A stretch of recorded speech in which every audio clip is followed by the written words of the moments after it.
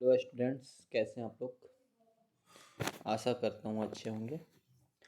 चलिए, एसी के पार्ट 5 में आप सभी का स्वागत है। और इसमें हम लोग सबसे पहले समझेंगे कि श्रेणी एलसीआर अनुनादी परिपथ क्या होता है। श्रेणी एलसीआर अनुनादी परिपथ क्या होता है। तो जैसा कि आप देख रहे हैं, ऐसा परिपथ है ये जिसमें आर, एल और सी तीनों जुड़ा हुआ है, ठीक है। और यदि हम स्रोत की बात करें तो स्रोत हमारे पास वही है जो इसके पहले हम लोगों ने देखा है कि V बराबर V not sine omega T, ठीक है। ये चीज़ आपको याद रखना है। अब इसके बाद हम लोग जानेंगे कि अनुनादी क्या होता है। तो यहाँ मैं एक बात आपको बता दूं कि अनुनादी का एक शर्त होता है। यहाँ पे एक्सएल और एक्ससी दोनों बराबर होना चाहिए। अगर एक्सएल और एक्ससी दोनों बराबर है तो इसी को अनुनादी हम लोग बोलेंगे। इसका मतलब क्या हुआ कि एलसीआर परिपथ जो है, एलसीआर परिपथ एलसीआर श्रेणी परिपथ की वह अवस्था है, एलसीआर श्रेणी परिपथ की वह अवस्था है जिसमें प्रेरणिक प्रतिघात एक्सएल तथा धारितीय प्रतिघात एक्ससी के मान बराबर हो तो क्या कहलाता है, वो अनुनाद कहलाता है। ये बात आपको हमेशा याद रखना है। इसके बाद यदि हम बात करें तो ये फार्मूला आप लोगों ने देखा होगा, ये फार्मूला सब लोगों को याद होगा कि परिपथ की जो कुल प्रतिबाधा है, यानी मैंने बताया था कि जिसको प्रतिरोध आप लोगों ने सुना है और जाना है, तो प्रतिरोध क्या है कि जो परिपथ में अगर 3 कंपोनेंट्स जुड़ा हुआ है एल सी आर, तो टोटल प्रतिरोध जो होगा उसी को हम लोग बोलते हैं प्रतिबाधा, और उसको जेड से रिप्रेजेंट किया जाता है। तो उसकी यहाँ पे डेरिवेशन व्यंजक दिया हुआ है। और इस कंडीशन के बाद आप देखेंगे तो यहाँ चीज मैं एक बात बता दूं आपको कि एक्स और सी दोनों बराबर है। तो अगर ये वाला पार्ट, अगर इसके मान लीजिए कि ये भी एक और ये दोनों क्या है बराबर, तो एक में से एक क्या हो गया, जीरो। या ये भी एक्सएल और ये भी एक्सएल, तो जीरो हो जाएगा। तो ये पार्ट हमारा कितना हो जाएगा, जीरो। तो जब ये वाला पार्ट हमारा जीरो हो जाएगा तो अब कितना बच जाएगा, ये रूट में आर स्क्वायर, तो इसका स्क्वायर हटेगा तो रूट खत्म। यानी यहाँ पे जेड किसके बराबर हो जाएगा, तो आर के बराबर हो जाएगा, ठीक है। इसलिए मिनिमम वैल्यू आर और जेड दोनों बराबर होगा। कब, अनुनादी की स्थिति में। किसकी स्थिति में, अनुनाद की स्थिति में ये जेड जो है वो आर के क्या होगा, बराबर है। चलिए आगे हम लोग बढ़ते हैं। इस स्थिति में आपको एक बात मैं बता दूं, तो यहाँ पे अब हम धारा का उच्चतम मान जिसको हम लोग यहाँ पे आप देख सकते हैं आई नॉट या आर एम एस जिसको बोला गया है, ये सब एक दूसरे के इस तरीके से क्या होता है, ये बराबर होता है। ये बात आपको क्या करना है, हमेशा याद रखना, सब बराबर है, ठीक है। और इस चीज़ को हम ऐसे भी क्या कर सकते हैं, रिप्रेजेंट कर सकते हैं, यानी लिख सकते हैं। इसका मतलब ये हुआ कि मैंने इसके पहले इस ओम के नियम में आप लोगों ने पढ़ा था कि आई बराबर क्या होता है, आई बराबर भी अपॉन आर तो होता है, वही फॉर्मूला है। लेकिन यहाँ पे आर न दे करके जेड है। जेड क्यों है, क्योंकि संपूर्ण परिपथ में जितने भी कंपोनेंट्स लगे हैं और संपूर्ण परिपथ में जो कंपोनेंट्स हैं उन कुल के प्रतिरोध की बात करें तो उसी को प्रतिबाधा, तो संपूर्ण परिपथ के प्रतिरोध को क्या बोलेंगे, प्रतिबाधा। उसको किससे रिप्रेजेंट करेंगे, जेड से। तो बस वही चीज़ है, यहाँ पे आर है और यहाँ पे क्या है, जेड है, ठीक है। चलिए आगे हम लोग बढ़ते हैं। अब यदि अनुनाद की आवृत्ति की हम बात करें तो अनुनाद की शर्त तो मैंने आपको बता दिया है इसके पहले। आप सबको याद होगा कि एक्सएल और एक्ससी दोनों का होता है बराबर। अगर दोनों बराबर है तो वो अनुनादी अवस्था है, यदि बराबर नहीं है तो वो नहीं है। इस कंडीशन में आप देख सकते हैं कि इसका मान आपको इसके पहले मैंने बताया था कि ये किसके बराबर होता है, ये एक्सएल ओमेगा इंटू एल के बराबर होता है, और यहाँ पे एक्ससी जो है ये इसके बराबर है, ठीक है। अब इस कंडीशन के बाद यदि आप बात कीजिएगा तो यहाँ पे एक आर लगा हुआ, तो रेजोनेंस को रिप्रेजेंट कर रहा है, ये रेजोनेंस इसलिए ओमेगा आर लिखा गया, ठीक है। इसी चीज़ को अगर हम चाहें नेक्स्ट कंडीशन में तो हम इस फॉर्म में भी क्या कर सकते हैं, लिख सकते हैं। ओमेगा को मैंने यहाँ से कहाँ भेज दिया, मैंने यहाँ पे भेज दिया तो ये ओमेगा स्क्वायर हो गया, और एल को यहाँ पे भेज दिया तो यहाँ पे आप देख सकते हैं कि ओमेगा स्क्वायर किसके बराबर होता है, तो 1/LC, 1/LC के क्या होता है, बराबर होता है। अब यहाँ से मैंने अगर यहाँ की स्क्वायर हटाएं तो यहाँ पे क्या रूट चढ़ जाएगा, तो इस कंडीशन को हम इस तरीक़ा से रिप्रेजेंट हम लोग कर सकते हैं। कैसे रिप्रेजेंट कर सकते हैं कि ओमेगा आर बराबर क्या होता है 1/√LC, ठीक है। जहाँ पे ओमेगा आर की यदि बात करें तो ये अनुनादी कोणीय आवृत्ति है। ओमेगा आर क्या है, तो अनुनादी कोणीय आवृत्ति को रिप्रेजेंट कर रहा है। ये बात आपको हमेशा याद रखना है। चलिए हम लोग नेक्स्ट पे चलते हैं।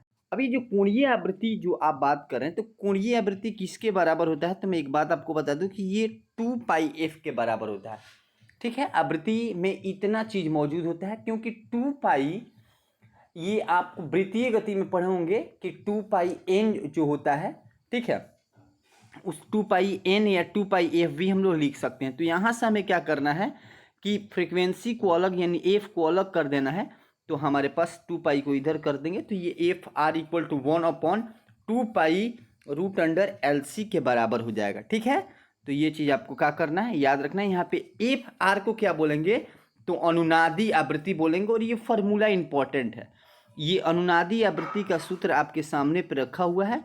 इसको एक दो बार प्रैक्टिस करेंगे तो आपसे क्या हो जाएगा, ये बन जाएगा। चलिए आगे हम लोग बढ़ते हैं। इसके बाद अनुनादी परिपथ की विशेषता पे बात करें तो अनुनादी परिपथ की विशेषता में अगर आप लोगों को तुरंत मैंने बताया कि एक्स, यहाँ पे कुल प्रतिघात जो है एक्स से रिप्रेजेंट कर सकते हैं। और यहाँ पे एक्सएल माइनस एक्ससी किसके बराबर होता है, तो 0 के बराबर होता है। तो कुल प्रतिघात कितना होता है, अनुनादी परिपथ की विशेषताओं में कुल प्रतिघात होता है 0, माने एक्सएल और एक्ससी का जो अंतर होता है वो कितना होता है 0। बात नंबर 1। 2 नंबर के लिए अर्थात यहाँ पे हम बता सकते हैं कि अर्थात अनुनादी परिपथ का कुल प्रतिघात 0 होता है। क्या होता है, कुल प्रतिघात 0 होता है। किसका, अनुनादी परिपथ का कुल प्रतिघात 0 होता है। इसके बाद की स्थिति पे यदि हम बात करें तो बात नंबर 2 यहाँ से आप खूब बढ़िया से समझ सकते हैं कि परिपथ की प्रतिबाधा न्यूनतम हो जाती है। क्या हो जाती है, न्यूनतम। जैसा कि इसके पहले भी मैंने आपको बताया था कि जेड मिनिमम किसके बराबर हो जाता है, आर के बराबर हो जाता है। ये बात आपको याद रखना है। इसके बाद आप लोगों को याद होगा कि परिपथ में धारा अधिकतम हो जाती है। क्यों अधिकतम हो जाती है, तो एक बात आप जान लीजिए कि जहां आप धारा, यहाँ पे आर का मान कम हो जाता है, आर का मान कम होता है, इसलिए धारा का अधिक होती है, ठीक है। इसके बाद की अगर हम बात करें 4 नंबर बात, तो यहाँ पे आप देख सकते हैं कि अनुनाद की अवस्था में, यहाँ पे मैंने आपको अनुनाद की अवस्था में वोल्टता तथा धारा में कालांतर शून्य होता है। यहाँ से भी ऑब्जेक्टिव क्वेश्चन पूछा जा सकता है कि अनुनाद की अवस्था में वोल्टता तथा धारा में कालांतर कितना होता है, तो कालांतर शून्य होता है। अनुनाद की अवस्था में वोल्टता तथा धारा में कालांतर जो होता है वो कितना होता है, शून्य होता है। और इसको रिप्रेजेंट कैसे किया जाता है, तो इस तरीक़ा से रिप्रेजेंट करेंगे। ये फार्मूला आपके सामने मैंने रख दिया है। यहाँ पे यही पार्ट आपका ऊपर वाला कितना हो जाएगा 0, तो 0/r 0 हो जाएगा, ठीक है। तो इस तरीके से कालांतर कितना होता है 0, वोल्टता और धारा के बीच का कालांतर 0 होता है। किस स्थिति में, अनुनादी की स्थिति में, ठीक है। तो मैं आगे बढ़ रहा हूँ। यहाँ पे अनुनादी वक्र आपको रेजोनेंस कर्व्स कैसे होगा, तो यहाँ पे आप देख सकते हैं कि IRMS जो है ना, IRMS यहाँ पे आप देख सकते हैं कि ये रूट मीन स्क्वायर वैल्यू, ये चीज़ मैंने फार्मूला इसके पहले भी बताया था। ये मैक्सिमम होगा कब, ये मैक्सिमम की कंडीशन। और मैक्सिमम का ग्राफ आपको बढ़िया से देख सकते हैं। मैक्सिमम के ग्राफ में आपको बता दूं कि यहाँ पे जो मैक्सिमम का ग्राफ आपके सामने IRMS ये वाला पॉइंट को रिप्रेजेंट, जो इसका उच्च बिंदु यहाँ पे जो आप लोग देख रहे हैं यही वाला, इसको हम IRMS बोलते हैं, पीक पॉइंट को, ठीक है। ये चल कहाँ से रहा है, तो यहाँ पे FR जो है फ्रिक्वेंसी है, रेजोनेंस वाला, और एक ये है। तो याद यही रखना, एक बार धारा का मान क्या हो रहा है, बढ़ रहा है फिर घट रहा है। और इस स्थिति में जो पीक पॉइंट मिलती है वही क्या है, वही हमारा ये IRMS है, ठीक है। चलिए आगे हम लोग बढ़ते हैं। इसके बाद यदि आप चाहें नेक्स्ट कंडीशन में, तो उस बात को ग्राफ में दिखाना जहां ZR के बराबर है। तो आप देख सकते हैं यहाँ पे ZR के बराबर यदि हो तो ग्राफ में किस तरीक़े से हम रिप्रेजेंट करेंगे, तो ग्राफ हमारा ये वाला है। और ये वाला जो पॉइंट है हमें दिखा रहा है कि धारा घटने बढ़ने की, ये वाला कंडीशन हमारा दिखा रहा है कि यहाँ पे दोनों क्या है, ये लाइन बता रहा है कि दोनों हमारा क्या है, ये वाले लाइन बता बराबर है। कौन कौन, Z और R। ठीक है, तो ये चीज़ इसको रिप्रेजेंट कर रहा है। चलिए आगे बढ़ते हैं। एक छोटा सा न्यूमेरिकल भी आपके सामने रखा हुआ है, आप देख सकते हैं इसको। एक प्रत्यावर्ती धारा परिपथ में एल दिया हुआ है 0.5 हेनरी और सी दिया हुआ है 8 माइक्रोफैराड जुड़ा हुआ है। तो परिपथ में अधिकतम धारा के लिए कोणीय आवृत्ति और आवृत्ति का मान ज्ञात कीजिए। ठीक है, तो इस कंडीशन में हम कैसे ज्ञात करेंगे, आपके सामने फार्मूला रखा हुआ, आप देख सकते हैं कि ये वाला फार्मूला आपके सामने है और यहाँ पे सबका मान क्या कर देना है, पुट कर देना है। जैसे मान पुट कीजिएगा तो 500 रेडियन पर सेकेंड आएगा। ठीक है, यही वाला हमारा क्या हो गया यहाँ पे। इसके बाद की यदि हम बात करें तो धारा आवृत्ति ग्राफ में वे बिंदु जिन पर अधिकतम धारा के मान इतना, यानी कहने के IRMS है, इतना का 1/√2 गुना होता है। ठीक है, अर्ध शक्ति बिंदु कहलाता है। यहाँ से एक छोटा सा बात पूछा जा सकता है कि अर्ध शक्ति बिंदु क्या है, तो IRMS का 1/√2 गुना जो होता है वही अर्ध शक्ति बिंदु कहलाता है। ठीक है, इस बात को हम, ये चीज़ आपको याद रखना है। इसके बाद आप देख सकते हैं कि जहाँ ग्राफ में अगर आपको हम आगे दिखाते हैं कि P1 P2 अर्ध शक्ति बिंदु को दर्शाते हैं कैसे, आगे आप देख सकते हैं अर्ध शक्ति बिंदु या आवृत्तियों के मध्य अंतराल को बैंड की चौड़ाई कहा जाता है। यहाँ पे छोटा सा क्वेश्चन, यहाँ से आप ऑब्जेक्टिव अगर आ जाए तो लिख सकते हैं कि बैंड की चौड़ाई क्या है, तो आप बता सकते हैं कि अर्ध शक्ति बिंदु या आवृत्तियों के मध्य अंतराल को बैंड चौड़ाई कहा जाता है। और यहाँ पे फ्रीक्वेंसी की जो डिफरेंस है आप देख सकते हैं, डेल्टा F बराबर F2 माइनस F1, ये फ्रीक्वेंसी का जो डिफरेंस का फॉर्मूला यहाँ पे दिया हुआ है। और यहाँ पे P1 और P2 को दर्शाया गया है, P1 यहाँ पे है और P2 यहाँ पे है, आप देख सकते हैं खूब बढ़िया से P1 P2। ठीक है, और यहाँ पे ये वाला जो पॉइंट है ये IRMS को दर्शा रहा है, और ये वाला जो पॉइंट है ये किसको दर्शा रहा है, ये उस चीज़ को, जैसा कि मैंने आपको बताया था, वो 1/√2 गुणा हो जाता है। ठीक है, चलिए इसके बाद यहाँ से आप IRMS को और बढ़िया से डिफाइन कर सकते हैं। IRMS किसके बराबर होता है, तो मैक्सिमम के लिए ये वाला कंडीशन। इसके बाद आप क्या कर सकते हैं कि ये जो IRMS, ये दो चीज़ मिला के बनता है, आपको पता है VRMS और प्रतिरोध। और ये चीज़ मैंने आपको बताया कि यहाँ पे अगर हम इसका मान रख दें, किसका मान रख दें, तो यहाँ पे आपको दिखा रहा है कि अगर हम इसका मान रख दें IRMS, तो इधर भी हो जाएगा कि R इधर भी आ जाएगा और उधर भी आ जाएगा। ठीक है, यहाँ भी आप देख सकते हैं, इसका भी मैंने मान रखा है और इधर भी मान रखा है। जैसे मान रखेंगे तो ये इतना आ जाएगा। ठीक है, फिर जब हम आगे बढ़ेंगे तो आप फिर से मान हम रखेंगे, किसका मान रखेंगे, तो जब इसका मान हम रखेंगे Z का मान। ठीक है, तो Z का मान अभी तुरंत हम लोगों ने देखा था कि Z का मान यही होता है। अब बाकी इधर वही चीज़ है √2R, यहाँ पे आप देख रहे हैं VRMS और VRMS सेम वहीं पे है, कोई चेंजिंग नहीं इसमें। अब इसके बाद आप देख सकते हैं, इसके बाद हॉल करने पर आप देख सकते हैं इसका मान, यहाँ पे मैंने क्या किया, इसको चेंज भी तो कैंसिल हो जाएगा, VRMS से VRMS ऊपर कितना हो जाएगा, 1 हो जाएगा। और इसका मान जैसे हम रखेंगे तो सब लोग को पता है कि XL का मान इतना होता है और XC का मान कितना, 1/ωc होता है, स्क्वायर के स्क्वायर हो गया।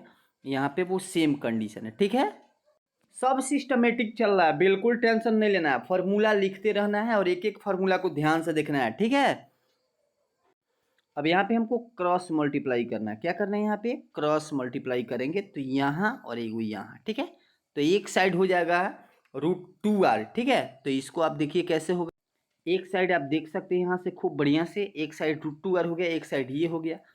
अब क्या करेंगे, दोनों पक्षों का वर्ग कर देंगे। क्या करेंगे, दोनों पक्षों का वर्ग करेंगे। ठीक है, तो वर्ग के कंडीशन में क्या हो जाएगा, मैं आपको दिखा रहा हूँ अभी। जैसे हम वर्ग करेंगे, दोनों पक्षों का वर्ग करेंगे तो ये वाला कंडीशन आएगा, कितना आएगा हमारे पास, ये वाला, इसका रूट खत्म हो जाएगा। ठीक है, रूट खत्म होगा तो इस फॉर्म में ये आ जाएगा। कैंसिलेशन के बाद इधर कितना है, 2R है, आप देख सकते हैं यहाँ 1R है तो घट जाएगा, तो एक साइड प्लस माइनस। ठीक है, और एक साइड वही ωL-1 ये वाला कंडीशन। ठीक है, तो यहाँ से नेक्स्ट पर ध्यान देना है। अब यहाँ एक बार आप देख सकते हैं कि यहाँ प्लस माइनस दोनों है, इसका मतलब क्या हुआ, तो अधिकतम के लिए प्लस लेंगे या न्यूनतम के लिए क्या लेंगे, माइनस। तो यहाँ पे P बिंदु के लिए कब, जब ये P1 के लिए अगर बात करें तो P1 माइनस का मतलब आपको मैंने तुरंत अभी आपको बताया था क्या, न्यूनतम के लिए, और P2 मैंने क्या, अधिकतम के लिए। तो ये कंडीशन अब क्या करेंगे, दोनों समीकरण को 1 और 2 को जोड़ने पर जैसे आप जोड़िएगा तो ये वाला कंडीशन आप देख सकते हैं, हमारे पास ये वाला इक्वेशन आएगा। ठीक है, आप जोड़ के देख लीजिएगा। आगे के स्टेप को जब हल कीजिएगा जोड़ने के बाद, तो ये वाला ओमेगा एल बाहर हो जाएगा, दोनों में है, और ये वाला कंडीशन जब इसको हल कीजिएगा तो आपका ये वाला कंडीशन आपके सामने आ जाएगा। ठीक है, इसको आप हल करके देख लीजिएगा। अब उसके बाद अनुनाद की तीक्ष्णता क्या है, तो इस पर देखिए, ये अनुनाद की तीक्ष्णता का रिप्रेजेंटेशन साइन है। यहाँ पे जो धारा का मान है और ये जो आप आवृत्ति देख रहे हैं, तो जैसे ही आगे बढ़ते जाएंगे ना, धारा का जो ये ग्राफ है ना, और ऐसे होता जाएगा, एकदम ये छोटा होता जाएगा, एकदम आगे बढ़ता जाएंगे। ठीक है, माने तो धारा, इसका मतलब क्या हो रहा है, तीक्ष्णता माने घट रहा है। ठीक है, फ्रीक्वेंसी के साथ साथ जैसे जैसे ये ऊपर ग्राफ जाएगा ना, और पतला हो जाएगा, और पतला हो जाएगा, और पतला, ये छोटा छोटा पतला भाला के जैसे होता जाएगा। ठीक है, तो ये तीक्ष्णता को दर्शाता है। तीक्ष्णता माने उसके कम मान को दर्शाता है कि धारा तीक्ष्ण हो रहा है। ठीक है, उसके बाद यहाँ से आप निकाल सकते हैं खूब बढ़िया से, आवेश निकाल सकते हैं। वही चीज़ फिर से मैंने वैल्यू को रख दिया है यहाँ पे, Q का मान ई सब के बराबर हो जाएगा। ठीक है, उसके बाद एक और यहाँ से इम्पोर्टेंट फार्मूला हमारे पास आ गया, याद रखिए, और प्रतिरोध जितना कम होगा, अनुनादी वक्र की तीक्ष्णता क्या होगी, ये प्रतिरोध से इसका उल्टा रिलेशन होता है। प्रतिरोध कम तो तीक्ष्णता क्या होगी, अधिक। यहाँ पे आप देख सकते हैं ये वाला फार्मूला है, इससे इसका उल्टा रिलेशन। ठीक है, तीक्ष्णता को हम लोग यहाँ पर रिप्रेजेंट किए। चलिए आगे बढ़ते हैं। आगे आप देख सकते हैं, आगे आप देखिए, प्रत्यावर्ती परिपथ में औसत शक्ति, ये क्या होता है औसत शक्ति, तो मैं बता दूं, किसी विद्युत परिपथ में शक्ति प्रत्यावर्ती वोल्टता, शक्ति जो है प्रत्यावर्ती वोल्टता तथा प्रत्यावर्ती धारा के गुणनफल के तुल्य होता है। किसके तुल्य होता है, ये चीज़ मैंने इसके पहले भी आपको बताया था, शायद आप लोग को याद होगा कि मैंने बोला था कि जब वोल्टेज को करंट से गुणा करेंगे तो क्या मिल जाएगा, शक्ति मिल जाएगा। किसको, वोल्टेज को गुणा से गुणा करेंगे तो। अब यहाँ पे V का मान इतना और I का मान, ये सब लोग जानते हैं इतना होता है। ठीक है, V बराबर V not sine omega T, और साइन का मान इतना होता है। ठीक है, आगे इसमें मान रखेंगे इसमें। ठीक है, तो क्या होगा देखते हैं। जैसे यहाँ पे आप मान रखिएगा, मान रखने के बाद ये वाला इक्वेशन प्राप्त होगा। मान रखने के बाद आपके पास कौन सा, ये वाला इक्वेशन हमारे पास प्राप्त होगा। दोनों का मान रखेंगे V और I का।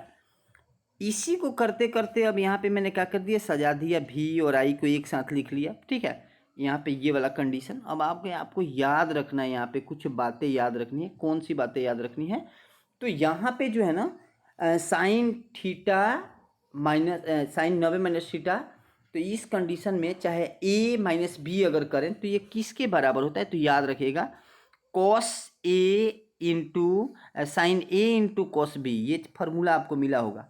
ठीक है, अब minus cos A into sine B, ये वाला फार्मूला है। अब इसको आपका हल कीजिएगा तो साइन का क्या हो जाएगा, स्क्वायर, यहाँ पे साइन, यहाँ पे ये साइन के स्क्वायर हो गया।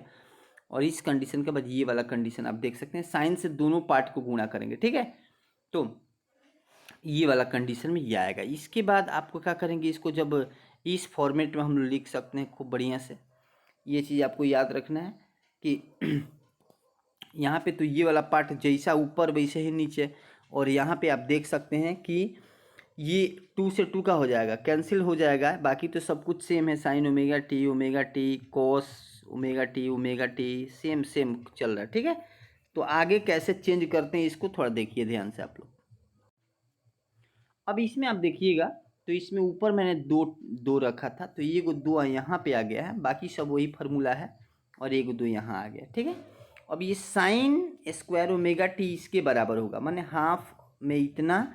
जब अर्ध चक्र कुंडली घूमता है तो कितनी धारा का मान 1/2, अब फुल में 0 होता है, आपको याद होना चाहिए। ठीक है, अब इस कंडीशन में अगर इसकी तुलना हम कर दें तो हमारे पास देख सकते हैं आप कि इसका पार्ट कितना है, ये वाला किसके बराबर, इसके बराबर, और ये वाला किसके, 0 के बराबर हो जाएगा। इसको जब हल करेंगे तो हमारे पास कितना आ जाएगा, हमारे पास बस वही कंडीशन, ये वाला B not into I not. ठीक है, यहाँ पे आप देख सकते हैं कि यहाँ का पार्ट कितना हो जाएगा, ये टोटल पार्ट कितना हो जाएगा, 0। ठीक है। और यहाँ पे cos फाई तो अपन 2, माने इसी को औसत शक्ति कहा जाता है। ये बात औसत शक्ति का फॉर्मूला क्या है, तो यहाँ पे P बार बराबर V0 I0 cos फाई अपन 2, ये होता है औसत शक्ति का सूत्र। चलिए आगे बढ़ते हैं। उसी बात को नेक्स्ट फॉर्म में लिखे। यहाँ से क्वेश्चन भी एक बार पूछा गया था कि औसत शक्ति किससे रिलेटेड होता है, कॉस से कि साइन से। याद रखिएगा, औसत शक्ति कॉस से रिलेटेड होता है, ठीक है। औसत शक्ति P बराबर क्या क्या मिला के, तो VRMS IRMS और cos फाई, ठीक है। आगे बढ़ते हैं हम लोग। इस कंडीशन के बाद औसत शक्ति का ये सब फॉर्मेट ऐसा भी लिख सकते हैं, और शक्ति गुणांक का सूत्र आपके सामने यहाँ पे लिखा हुआ है। शक्ति गुणांक का सूत्र आपके सामने लिखा हुआ है, क्या होता है यहाँ से हम बना सकते हैं। तो ये सब एक ही फॉर्मेट है, इसको आप देखेंगे लिखेंगे तो खूब बढ़िया से। शक्ति गुणांक का सूत्र क्या होता है, cos फाई बराबर बार P, आप अपॉन में कितना PRMS। ये क्यों हो जाएगा, क्योंकि P क्या क्या मिला के बनता है, तो आपको याद होना चाहिए कि VRMS और IRMS, ये दो गो पार्ट को हम मिला देना तो ये गो बन जाए। सबको पता है कि P बराबर क्या होता है, V इंटू आई, ये दो गो के गुणा करने पर ये बन जाता है। चलिए आगे बढ़ते हैं हम लोग। इसके बाद इसकी विशेष परिस्थितियाँ क्या है, तो शुद्ध प्रतिरोध परिपथ, माने शुद्ध प्रतिरोध जब लगा हो, तो ये चीज़ याद रखना है कि जब परिपथ में केवल प्रतिरोध जुड़ा हो तो वोल्टा धारा समान कला में होते हैं। कब, जब शुद्ध केवल प्रतिरोध जुड़ा हो, माने आर जुड़ा हो, तब वोल्टा और धारा किस कला में होते हैं, समान कला में होते हैं। ये बात आपको याद रखना है, ठीक है। उसी स्थिति में अब PB यहाँ पे आप देख सकते हैं, जो एवरेज पावर है वो PRMS के बराबर होगा, ठीक है। ये चीज़ याद आपको रखना है। कब, जब शुद्ध प्रतिरोध जुड़ा हो तब। यदि हम लोग बात करें कि अगर एल जुड़ा हो, तो उस स्थिति में जो उस दिन जब परिपथ में केवल प्रतिरोध जुड़ा हो तो वोल्टता धारा से इतना अधिक होता है। आपको याद रखना है, यहाँ पे मेरे इतना अधिक होता है। वोल्टता जो है वो धारा से, माने प्लस π/2 कलाकोण से आगे होता है। कौन आगे होता है, वोल्टता धारा से आगे होता है, ठीक है। कितना, प्लस π/2, ठीक है। ये चीज़ आपको याद रखना है। इसके बाद इस स्थिति में अगर एवरेज पावर की हम बात करें तो ये भी शून्य होता है, ठीक है। कितना होता है, शून्य, ठीक है, जब एल जुड़ा हो तब। आगे बढ़ते हैं। अगर उसमें सी जुड़ा हुआ है तो सी में क्या होता है, इसमें वोल्टता जो है इतना काला कोण से आगे होता है, ठीक है। ये परिपथ केवल संधारित्र जुड़ा हो तो ये वाला कंडीशन, आगे नहीं, इतना माइनस पीछे होता है, ये वाला माइनस में होता है। ये चीज़ मैंने आपको ऑलरेडी यहाँ पे माइनस रहेगा, ठीक है। माने उसमें वोल्टेज आगे होता है तो इसमें क्या होता है, वोल्टेज पीछे होता है, ठीक है। तो इसमें वोल्टता से इतना काला कोण, धारा अधिक होता है इसमें। यहाँ पे मैं आपको धारा वोल्टता से इतना काला कोण आगे होता है, इसमें धारा उसमें वोल्टता आ गया, ठीक है। दोनों में याद रखिएगा, थोड़ा डिफरेंस है, ठीक है। आगे बढ़ते हैं हम लोग। तो इस वीडियो को बार बार देखिए और इस कहानी को यहीं पे छोड़ देते हैं।